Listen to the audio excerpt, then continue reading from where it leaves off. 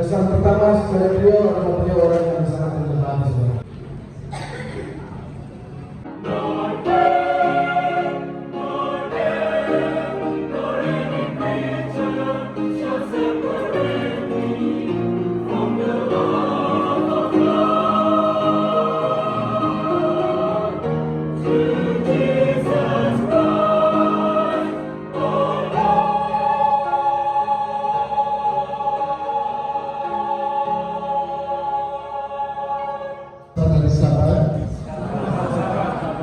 Saya telah minta izin ke Pak Pendeta untuk bisa membawakan kita. Rasa paling ideal saya berdiri ada di tengah dari file ini atau kolom ini, supaya saudara-saudara saya di sisi kiri dengan mudah melihat saya, demikian pula yang di sisi kanan. Saya sangat bersuka-cita dan bergembira bisa hadir di jemaat Tanjung Barat. Betul, Pak Pendeta. Terima kasih Pak Ketua Rantang yang telah mengundang kami beberapa bulan yang lalu. Harapan saya ini merupakan undangan dari majelis. Pak Pendeta sekalipun saya 18 tahun lebih tua.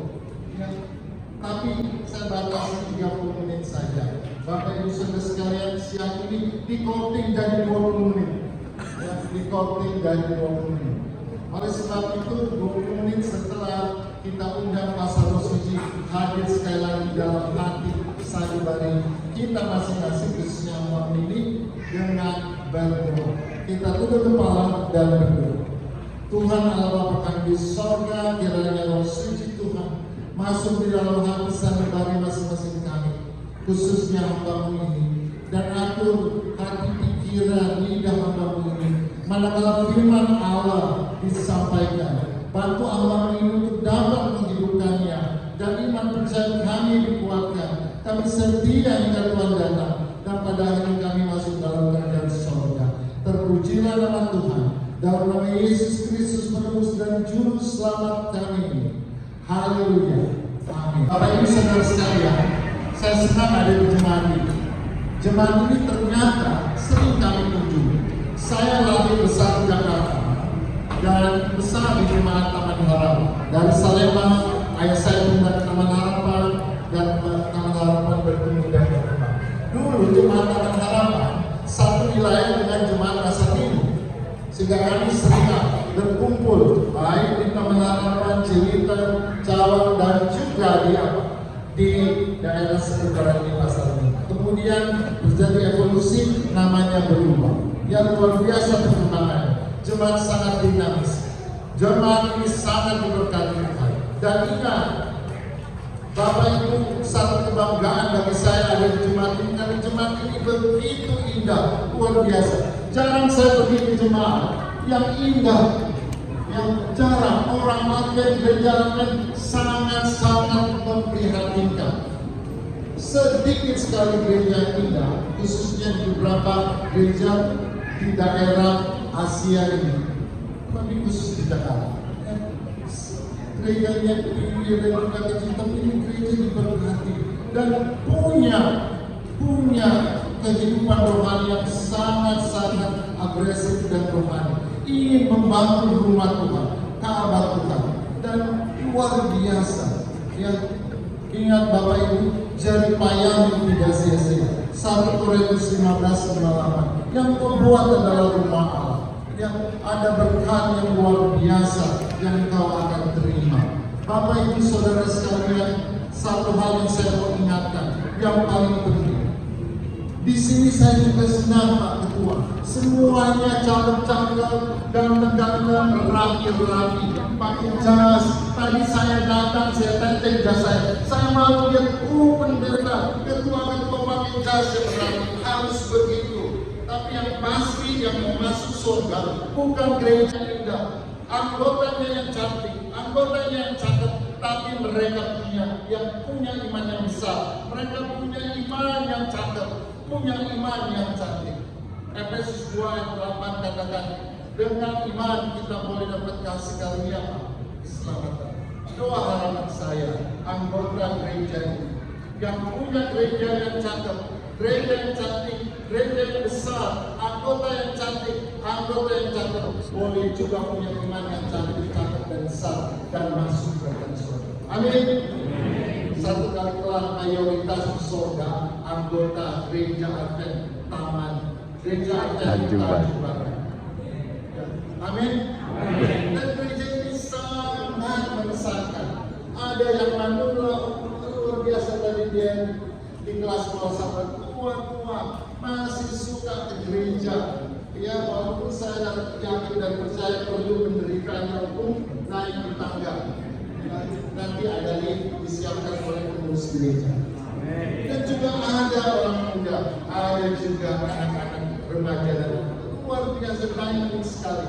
Makanya saya tanya ke Pak Pendeta, Pendeta, adakah pendeta muda? Ada. Ini anak-anak muda harus dijaga, dirawat, pertumbuhan rohaninya. Kalau tidak, kita tinggal tunggu mata. 15 tahun ke depan, mereka tidak ada lagi di gereja. Ya, pastikan. Ya, saya perhatikan. Ya, dengan berkat Tuhan, anak-anak saya sekolah besar di Amerika Serikat. Dan saya saksikan banyak di sana luar biasa, anggota yang tua-tua, kemana yang muda tidak ada lagi di gereja. Mereka hanya ada saat mereka masih remaja. Setelah masuk college, mereka punya kehidupan sendiri, kehidupan yang sedikit jauh dari itu. Jadi perlu ada pendeta muda. Cuma juga boleh sisihkan dana untuk tambah pendeta muda, untuk menjaga merawat iman rohani para orang muda yang ada di jemaat. Bapak Ibu Saudara sekalian, firman Allah pada siang hari ini kita ambil dalam buku 2 Raja-Raja 4. Ada kisah yang sangat menarik, sedikit ekspres ya, karena waktu saya cuma setengah jam 12:40, 15 menit dari sekarang. Bapak Ibu Saudara sekalian, ada kisah yang menarik, 2 Raja-Raja 4 ayat 1 sampai ayat 7. Iman timbul dari apa? Pendengaran firman Allah. Roma 10 ayat 17. Tapi ingat, nggak cuma kita dengar, orang sekarang maunya yang instan. Penduduk pagi cuma mau dengar, nggak mau lagi baca. Mau cuma ekspres. Tapi ingat pesan Yesus, Lukas 4 ayat 16. Ya, pada saat Yesus kembali ke Nazaret, tempat dia dibesarkan, dan menurut kebiasaannya pada hari Sabat dia masuk apa? Rumah ibadah. Bukan cuma masuk, dia berdiri dan membaca firman Allah. Kita orang Advent harus baca firman Allah. Di mana saja, kapan saja. Apalagi kita dilengkapi dengan apa? Gadget. Luar biasa. Kita punya gadget yang bisa mempermudah kita. Oleh sebab itu siang ini kita harus baca. Pelajaran kita diambil 2 Raja-Raja 4 ayat 1 sampai 7. Bagi mereka yang sudah mendapatkan apakah perikop pada siang hari ini. Ada yang boleh bantu saya? Minyak seorang janda. Bagi mereka yang memiliki Alkitab, bagi mereka yang bisa melihat, kita boleh baca bersama-sama. Demikian firman Allah, 2 Raja-Raja 4 ayat 1 sampai 7. Minyak seorang janda. Demikian firman Allah.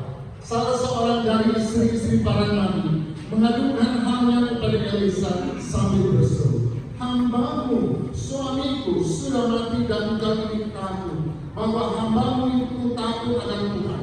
Tetapi sekarang penagih hutang sudah datang untuk mengambil kedua orang anak menjadi budaknya."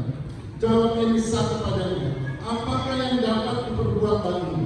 Beritahukanlah kepadaku apa-apa yang kau punya di rumah." Berkatalah perempuan itu, "Hambamu ini tidak punya sesuatu apapun di rumah kecuali sebuah buli-buli berisi minyak." Lalu berkatalah Elisa, "Pergilah, mintalah bejana-bejana dari luar daripada segala tetanggamu, bejana-bejana kosong, tetapi jangan terlalu sedikit. Kemudian masuklah, tutuplah pintu, sesudah engkau dan anak-anakmu masuk, susah, sengsara, dan bahkan dililit dengan hutang, dililit dengan penderitaan. Dia menggadaikan 2 anak laki-lakinya, dan apabila tidak dapat membayar, anaknya diambil dan menjadi budak. Kalau sudah menjadi budak, harapan bertemu lagi sudah tidak ada. Bisa jadi dijual di luar kota Yehuda. Saat itu Mereka hidup di daerah Yehuda. Rajanya adalah Raja Yosua. Memang kondisi saat itu tidak baik. Secara ekonomi tidak baik. Secara sosial politik tidak baik. Kenapa? Saat itu kerajaan Yehuda perang dengan Moab, dengan Aram. Impact-nya apa? Rakyat menderita. Secara sosial susah cari pekerjaan. Belum lagi ditambah saat itu ada kemarau panjang. Sulit untuk bekerja. Walaupun mereka selalu dalam kebenaran, melayani Tuhan, hamba Tuhan, mereka tidak luput dari kesulitan, kesusahan, kesengsaraan, dan penderitaan. Akhirnya mereka stres dan depresi. Kenapa? Mereka miskin, janda, dan mereka sekarang sedang bermasalah. Anak mereka jadi jaminan dan akan diambil menjadi budak. Sedih hati ibu ini. Dia datang kepada Allah melalui nabinya, Nabi Elisa. Bapak Ibu Saudara sekalian, dalam pendahuluan ini kita jangan beranggapan kita sudah di gereja, kita luput dari masalah, kita melayani Tuhan puluhan tahun, kita jadi founders, kita jadi initiator, kita aktif di dalam kita bekerja, aktif di dalam pembangunan gereja, kita tidak punya masalah.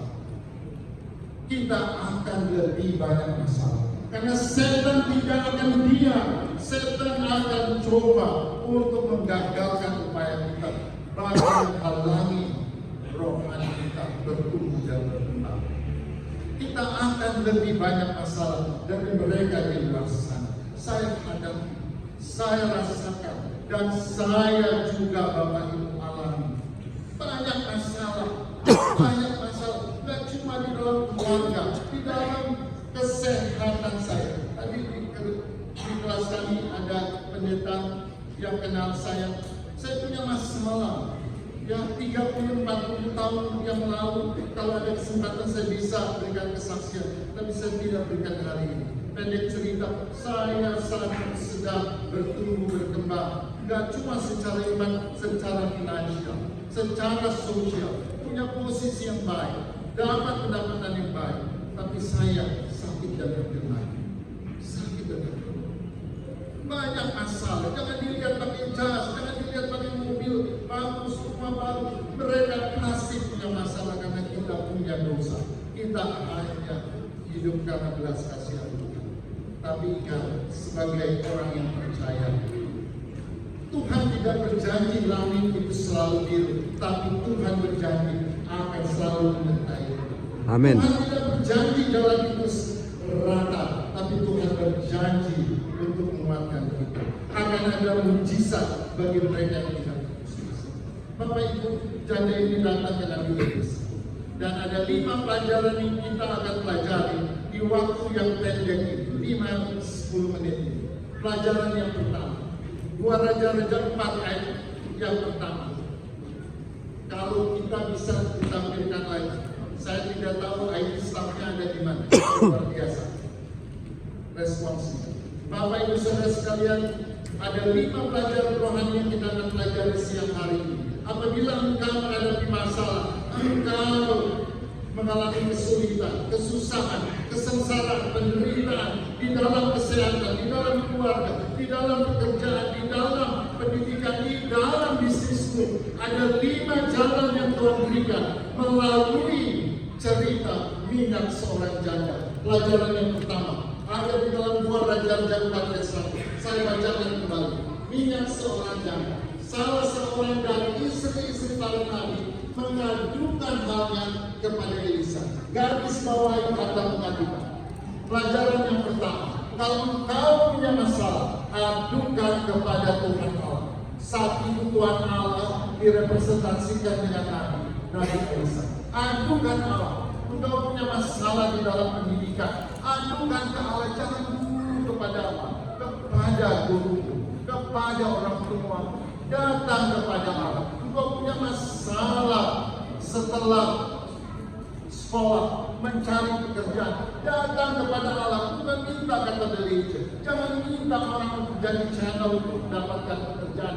Cari dulu Allah. Engkau punya masalah di dalam rumah tangga, engkau punya masalah di dalam usahamu, di dalam karir-karirmu, di dalam bisnismu, datang dulu kepada Allah. Tuhan katakan Matius 11 ayat 28, marilah kepada kamu yang apa? Letihlah sudah menanggung berat, aku akan memberikan kelegaan kepadamu.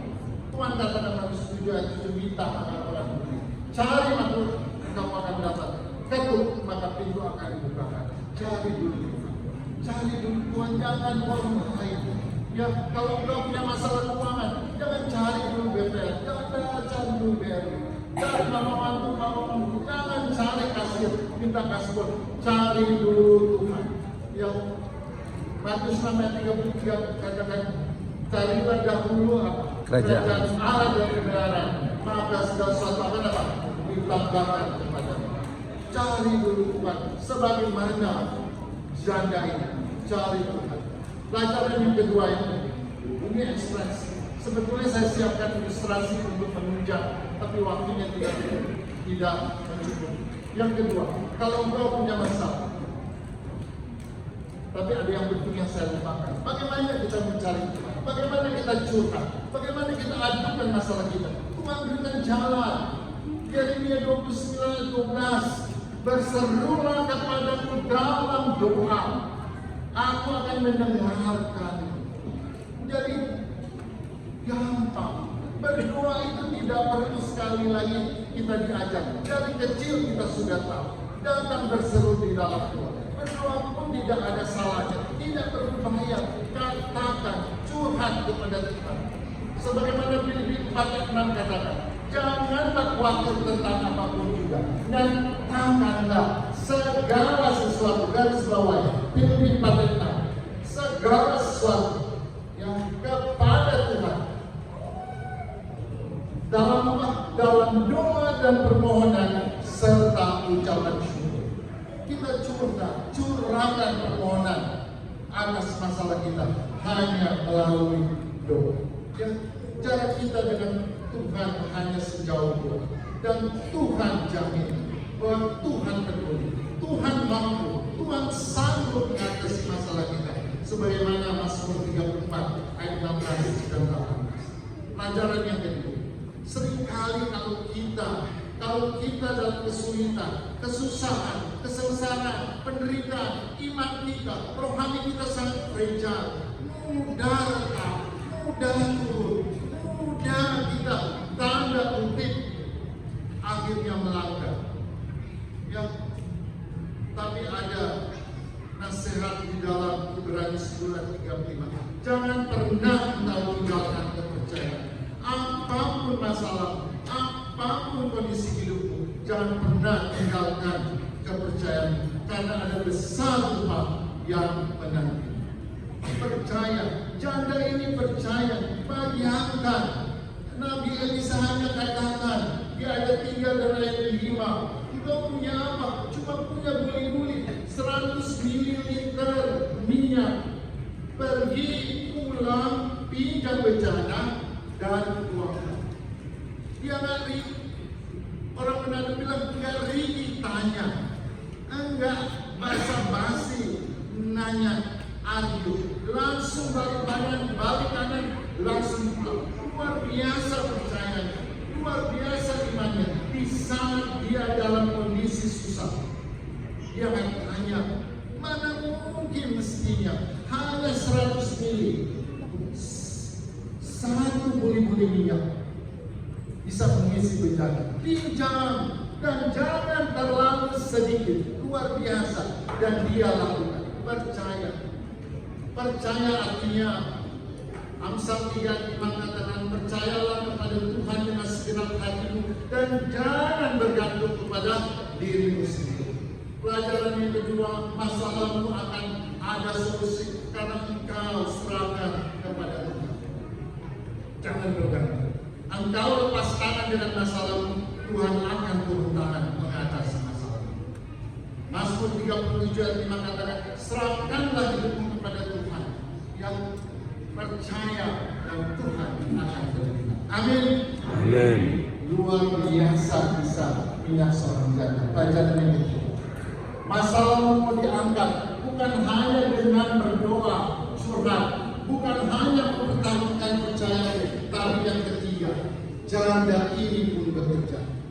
Tidak bisa engkau melepas masalah, mengatasi masalah kalau tidak bekerja. Janda ini dia bekerja, dia pulang, dia pinjam berjana, anak-anaknya bekerja.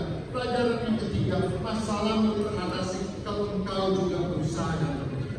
Masalah kita orang akan adalah seringkali kita gengsi.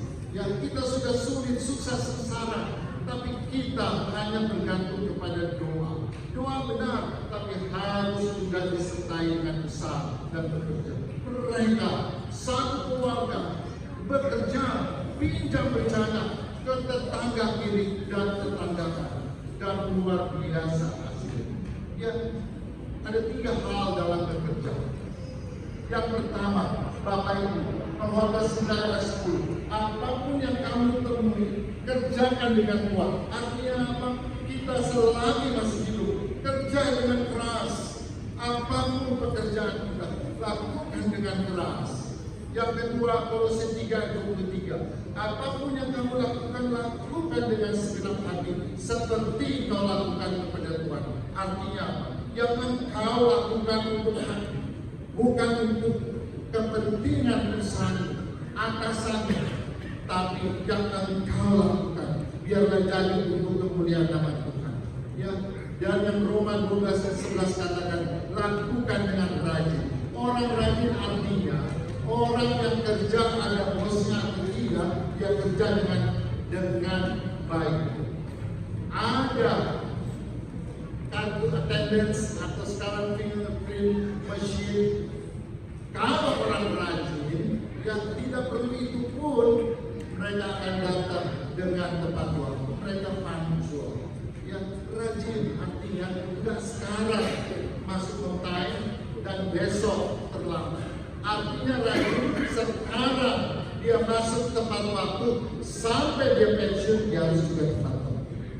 Ya, orang yang rajin dikasih ya, harus rajin sama dengan orang janda.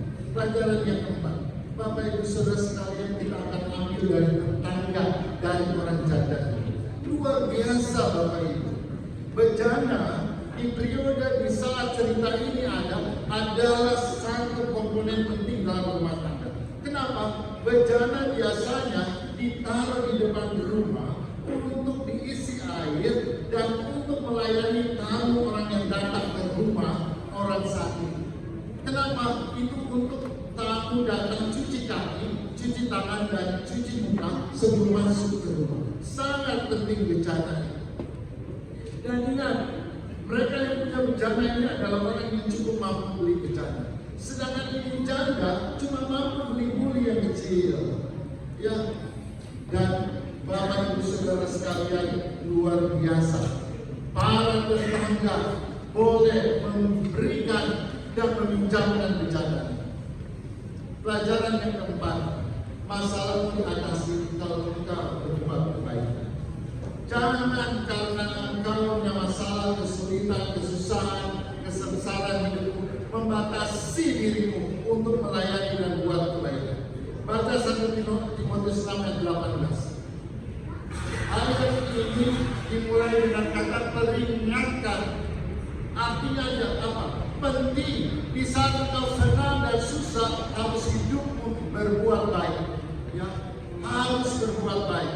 Buat kebajikan kepada sesama. Dan para tetangga, mereka tidak pikirkan bahwa yang pinjam ini orang miskin. Biasanya benda berharga sangat kita suka berikan untuk orang yang miskin tidak pinjam atau minta. Karena kita sering berpikir, mungkinkah nanti kalau rusak akan diperbaiki. Bisa jadi dipinjam, nanti tidak dikembalikan. Bisa jadi sudah dijual dan lain sebagainya. Sungkan kita mengasih pinjam ke orang miskin, betul? Betul. Ya kalau kontrak Sungkan kita mau izinkan kita punya masa depan yang bagus, atau kita punya apa yang sedia, kemudian dikasih pinjam orang yang membutuhkan. Yang paling kurang kita lebih dulu bersihkan di bawah. Tapi ini para tetangga dengan leluasa memberikan bejana, sampai-sampai tidak ada lagi bejana yang bisa dipinjamkan. Luar biasa. Pelajaran keempat, berbuat kebaikan tidak ada batas. Waktu senang, apalagi susah. Pelajaran yang kelima yang paling penting, kita harus baca. Kita baca kembali dalam 2 Raja-Raja 4 ayat yang ke-7. 2 Raja-Raja 4 ayat yang ke-7. Ayat yang terakhir, ada yang boleh bantu saya ataupun ayat bisa membantu supaya kita bacakan. Setelah bejana dipinjam, setelah semua dituangkan dan bejana berisi minyak, apa yang terjadi? Oh, ini janda kembali ke Nabi Elisa dan katakan, semua bejana telah saya pinjam dan semua telah berisi minyak. Apa yang saya mau lakukan? Oh, kamu pulang jual, dan yang pertama kamu lakukan setelah jual apa? Bayar hutang. Mohon maaf ya, saya tidak pernah tahu bahwa jemaat ini punya hutang. Tapi hutang harus dibayar. Yang punya hutang motor bayar, punya hutang rumah bayar, hutang kepada tetangga, papa mantu, mama mantu. Pokoknya yang namanya hutang harus bayar sebelum kita masuk kerajaan surga. Amin. Ya, bayar hutangmu. Jangan, saya juga punya hutang. Perusahaan saya sudah punya hutang. Ya, kita harus doakan komit dan bayar. Kita punya masalah bukan berarti kita tidak bayar hutang. Punya masalah artinya kau harus lakukan yang tepat. Kalau engkau diberkati, bayar dulu hutang. Ya, saya rasa senang bisa finance bank yang dengan korban ini. Ya, mereka senang. Ya, tapi yang paling penting pelajaran rohaninya, kita punya hutang kepada Yesus Kristus. Kita hanya harusnya mati, tapi Yesus datang menggantikan kita mati di kayu salib. Sekarang apa tugas kita? Membayar hutang nyawa kita. 1 Yohanes 2 yang mengatakan, barang siapa yang mengaku ada di dalam dia, barang siapa yang mengaku orang Kristen, barang siapa yang mengaku pengikut Kristus, dia wajib hidup sama seperti Yesus. Besar dan dua harapan saya, firman pada siang hari ini memberikan kekuatan rohani. Kita lebih setia kepada Tuhan, dan pada akhirnya Tuhan datang kali yang kedua, kita boleh masuk dalam kerajaan surga. Tuhan memberkati kita sekalian dalam nama Yesus. Amin. Amin.